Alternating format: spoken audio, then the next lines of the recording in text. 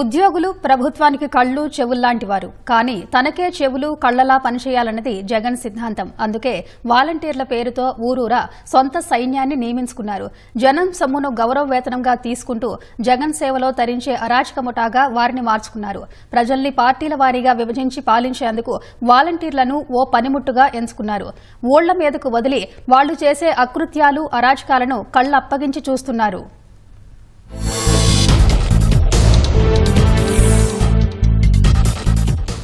సర్కారీ సేవలను గడప గడపకు చేర్చే స్వచ్ఛంద సేవకులంటూ వాలంటీర్ల వ్యవస్థను జగన్మోహన్ రెడ్డి సృష్టించారు. పూర్తిగా ప్రజాధనంతోనే వాలంటీర్లను పెంచి పోషించిన జగన్ వారితో సొంత పార్టీ పనులు చేయించుకున్నారు.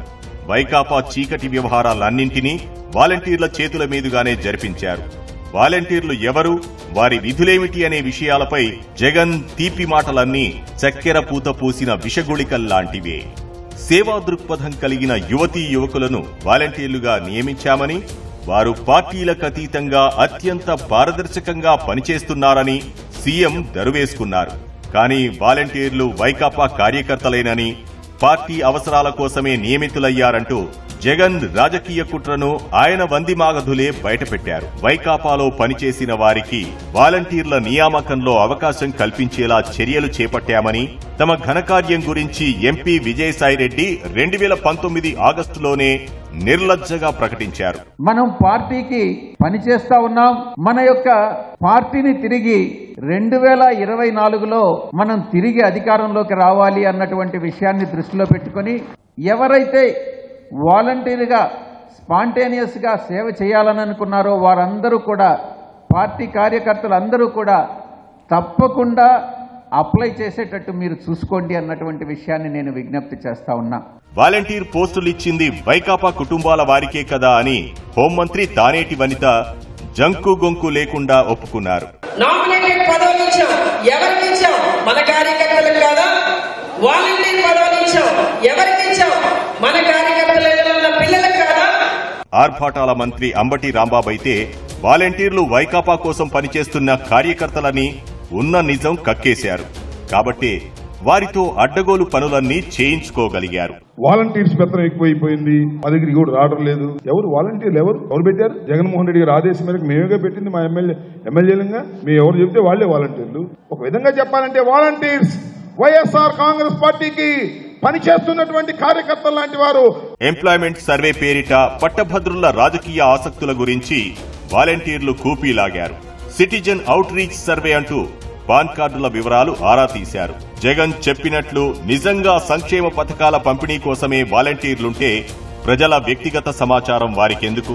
పౌర సేవల వితరణకు ప్రభుత్వ యంత్రాంగం ఉన్నప్పుడు దాన్ని కాదని ఒక గూడుపుఠానీ వ్యవస్థను జనంపై రుద్దాల్సిన పనేంటి? ప్రజలపై ప్రత్యక్షంగా నిఘా పెట్టడం, జనాన్ని పార్టీల వారీగా విభజించి పాలించడానికి జగన్ కు వాలంటీర్లు చాలా అవసరం కాబట్టి రాష్ట్రంలో ఆ వ్యవస్థ మొలుచుకొచ్చింది.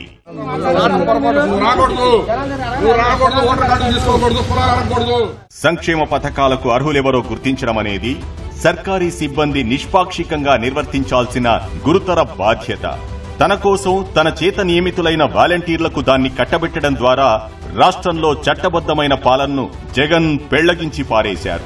వాలంటీర్ల వ్యవస్థకు చట్టబద్దత ఉందా? వారికి సర్వీస్ రూల్స్ ఉన్నాయా? అసలు ప్రభుత్వ ఉద్యోగులేనా?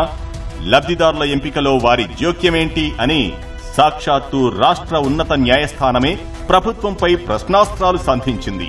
వాలంటీర్లు ప్రభుత్వ ఉద్యోగులు కానే కారు. ఆ విషయం జగనే తేల్చి చెప్పారు. రోజుకు ఇన్ని గంటలు, వారానికి ఇన్ని రోజులు పనిచేయాలన్న నిబంధనలేమీ మీకు లేవు అంటూ వాలంటీర్లకు జగన్ ఒక లేఖ కూడా రాశారు. పాలనలో పారదర్శకత, జవాబుదారీతనాలకు సమాధి కట్టిన జగన్ శాసన కట్టుదిట్టాలేమీ లేని సమాంతర వ్యవస్థకు కోరలు తొడిగారు. దాని ద్వారా పంచాయతీరాజ్ వ్యవస్థను చావు దెబ్బతీశారు. ప్రజలు ఎన్నుకున్న సర్పంచ్లను ఉత్సవ విగ్రహాలుగా మార్చేశారు. వాలంటీర్లకు ఉన్న అధికారం సర్పంచులకు లేదని పల్లెల ప్రథమ పౌరులు ఆవేదన వెళ్లగక్కినా, తీవ్ర స్థాయిలో ఆందోళన వ్యక్తం చేసినా జగన్ ఏమాత్రం లెక్క చేయలేదు.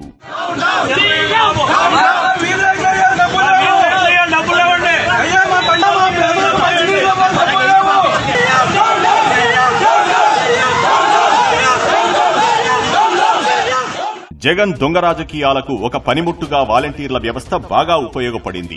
స్థానిక సంస్థల ఎన్నికల్లో ఫ్యాన్ గుర్తుకు ఓటు వేయాలంటూ వాలంటీర్లు జనాన్ని ప్రభావితం చేశారు.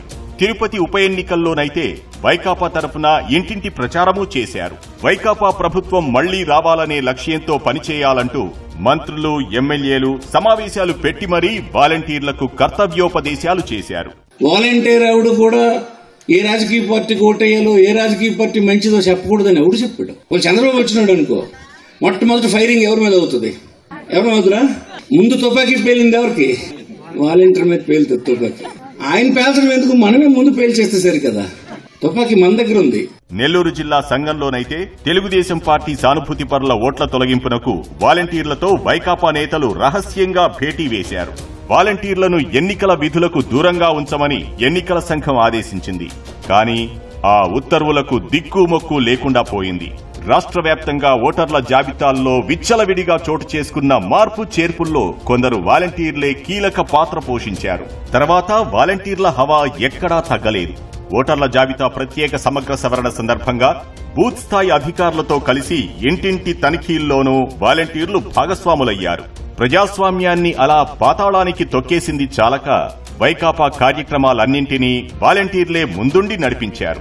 జగన్ సభలకు జనం తరలించడంలోనూ వాలంటీర్లు క్రియాశీలకంగా వ్యవహరిస్తున్నారు. సీఎం సభలకు రాని వారికి సంక్షేమ పథకాలను తొలగిస్తామని లబ్దిదారులను బెదిరించి మరీ బలవంతంగా తీసుకువెళుతున్నారు. ఇలా వైకాపా జెండాలు మోయించడం కోసం ఏడాదికి దాదాపు 1900 కోట్ల రూపాయల ప్రజాధనాన్ని వాలంటీర్లకు ధారపోశారు జగన్. సొంత పార్టీ కోసం జనం డబ్బులను ఇంతగా దుర్వినియోగం చేసిన ముఖ్యమంత్రి దేశంలో మరెక్కడా కనిపించరు.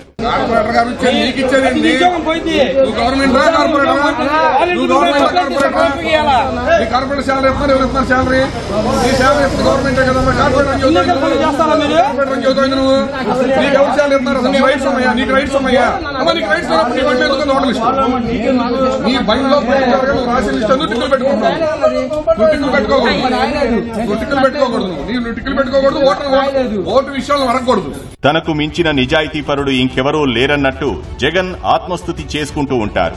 నిజానికి జనం సొమ్ముతో తన కరపత్రిక సాక్షి సర్క్యులేషన్ను పెంచుకునే పన్నాగానికి పాల్పడేటంతటి గొప్పది ఆయన నిజాయితీ.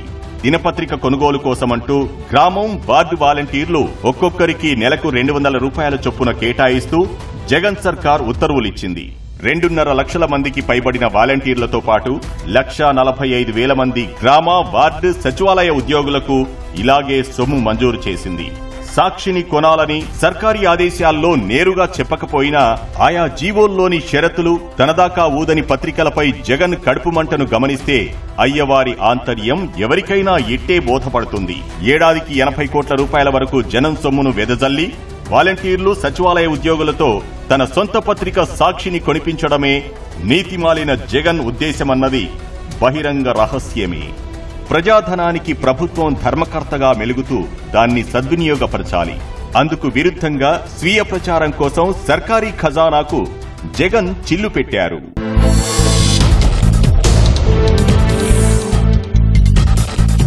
జగన్ పెత్తందారి ప్రభుత్వానికి కళ్లు చెవులుగా మెలుగుతున్న వాలంటీర్లలో కొందరు సంఘ వ్యతిరేక శక్తులుగా తయారయ్యారు. ఘోర నేరాలకు పాల్పడ్డారు.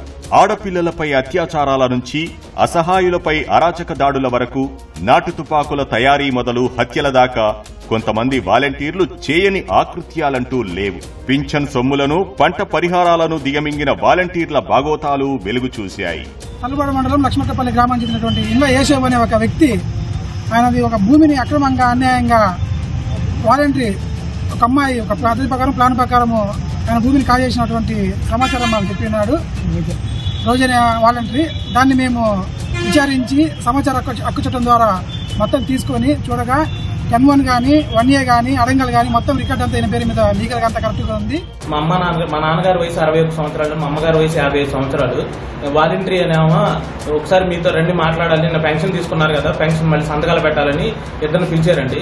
పిలిచి మీ ఇంటి పక్కన ఖాళీ స్థలం ఉందా, ఆ స్థలం కాగితాలు తేమంటే తేలేదన్నారండి. మేము అని చెప్పి వీళ్ళు ముసలోళ్ళు అన్నారండి. అనగానే వాలంటరీ వాళ్ళ మరిది కలిసి మమ్మల్ని గొడ్డలతో నరిగేసేయండి. రాజ్యాంగానికి, ప్రజాస్వామ్య ప్రమాణాలకు కట్టుబడని జగన్ విశృంఖలత్వమే దీనికంతటికీ కారణం. జనం సొమ్ముతో జనానికే చేటు చేసిన జగన్మోసకారితనం ఆయనది. సేవా సైన్యం ముసుగులో సొంత కార్యకర్తల దండును ఊరూరా వాడవాడా మోహరించి ఎక్కడికక్కడ ప్రజాస్వామ్యం గుండెల్లో గుణపాలు దించిన శీలహీన రాజకీయాలు జగన్వి.